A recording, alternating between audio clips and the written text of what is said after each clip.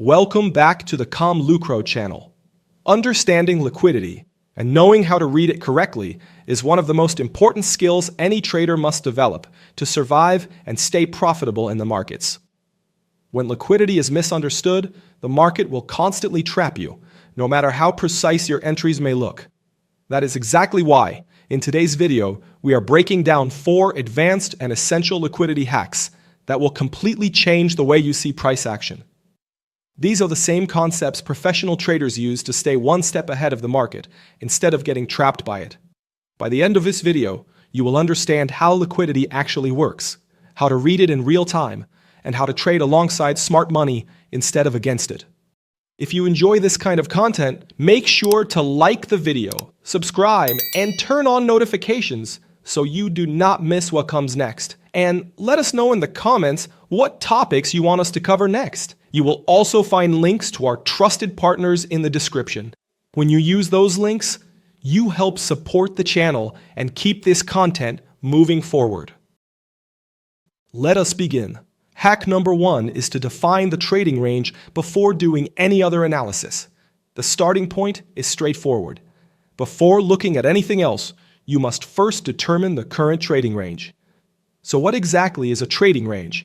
It is not simply a box or a period of consolidation. A trading range represents the area where price is actively moving and where liquidity is forming. In simple terms, this zone provides the clearest insight into where price is likely to move next once it breaks above or below it. And while price remains inside this range, close attention to price action is essential. So how do you properly identify the current trading range? The first step is to zoom out to at least 1 or 2 higher time frames compared to your execution time frame. For example, if you enter trades on the 1-minute chart, your range should be defined on the 15-minute chart. If you trade on the 5-minute chart, look to the 15-minute, 30-minute, or 1-hour charts. If your execution time frame is the 1 hour, then your trading range should be taken from the 4-hour or the daily chart. This is a crucial rule.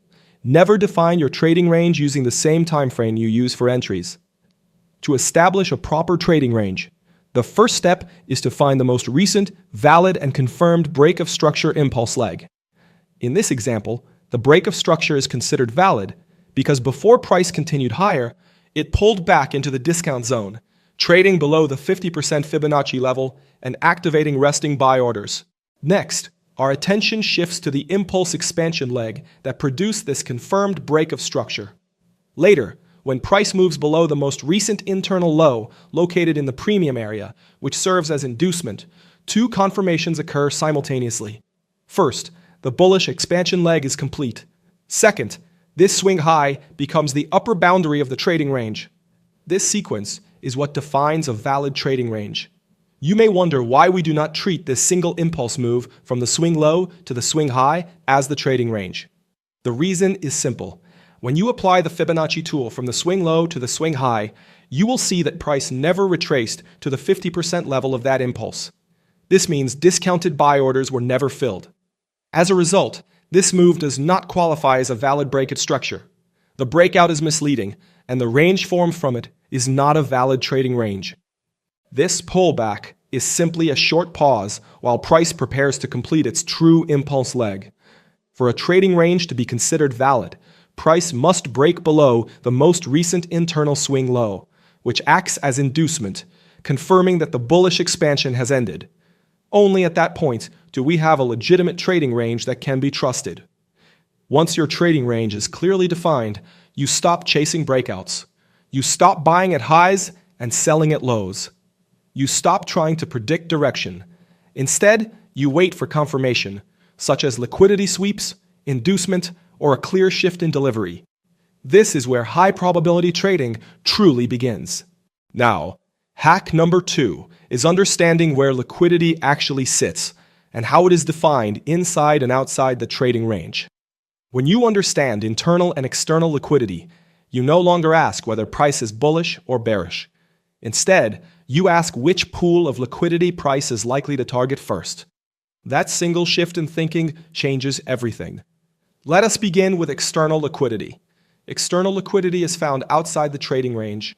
It is typically located above major swing highs or below major swing lows, precisely where retail stop losses tend to sit. These are the zones smart money exploits to manipulate price. The high and low of your trading range are the most critical external liquidity levels to monitor. The reason is simple. They represent the nearest pools of external liquidity relative to the current price, and price is far more likely to seek one of these levels first before any other objective.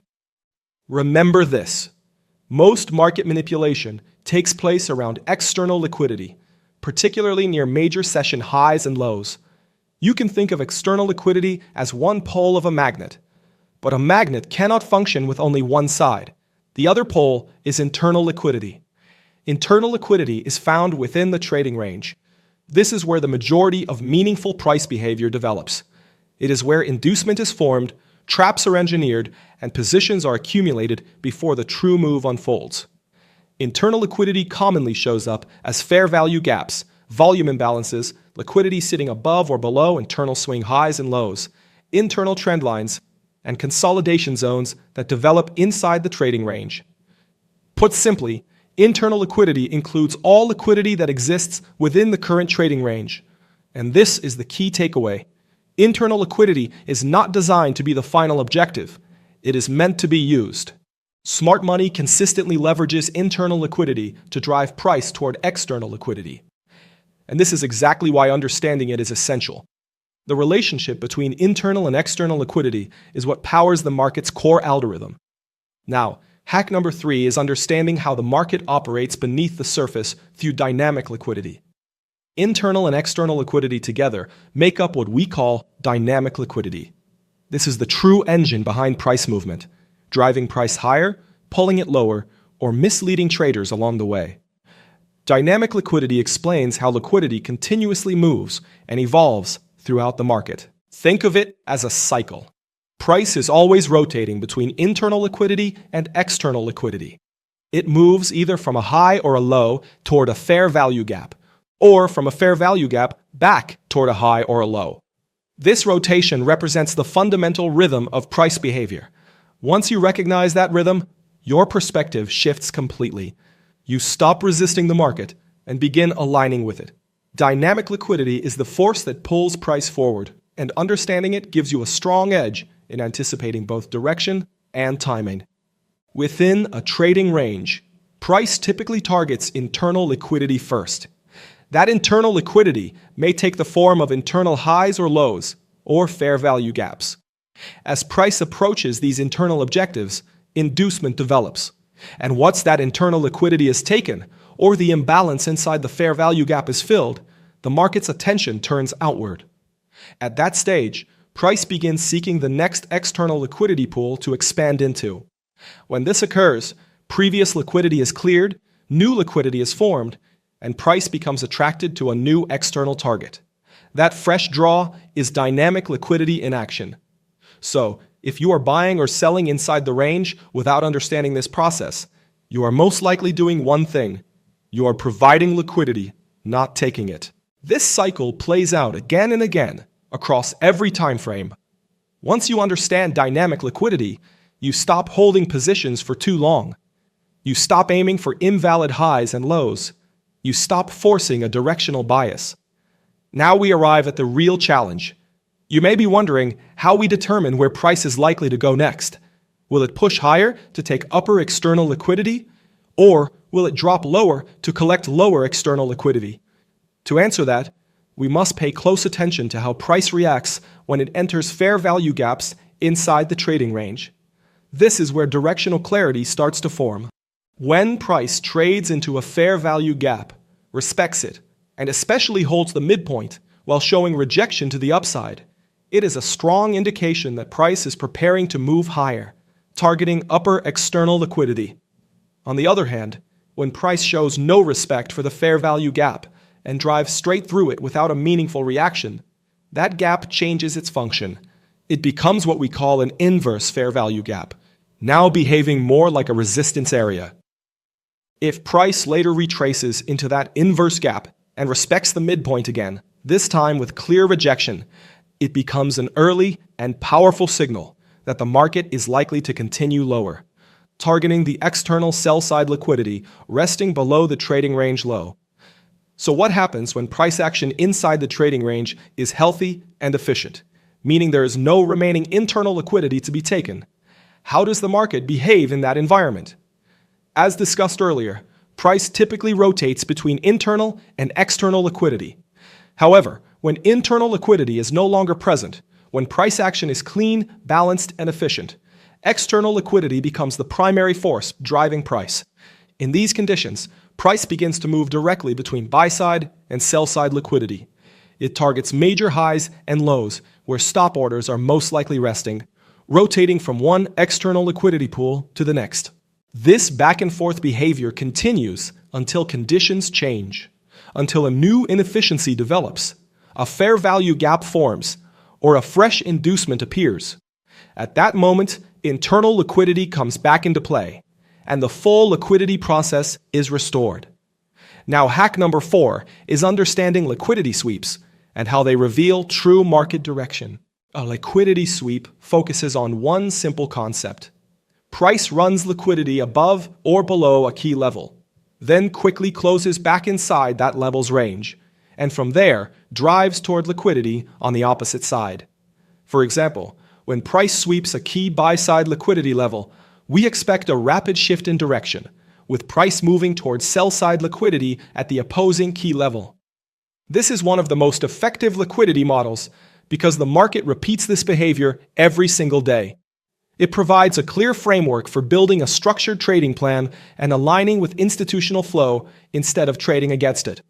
There are two primary types of liquidity sweeps. The first is a sweep of major external liquidity levels. These offer the highest probability setups and should always be the main focus.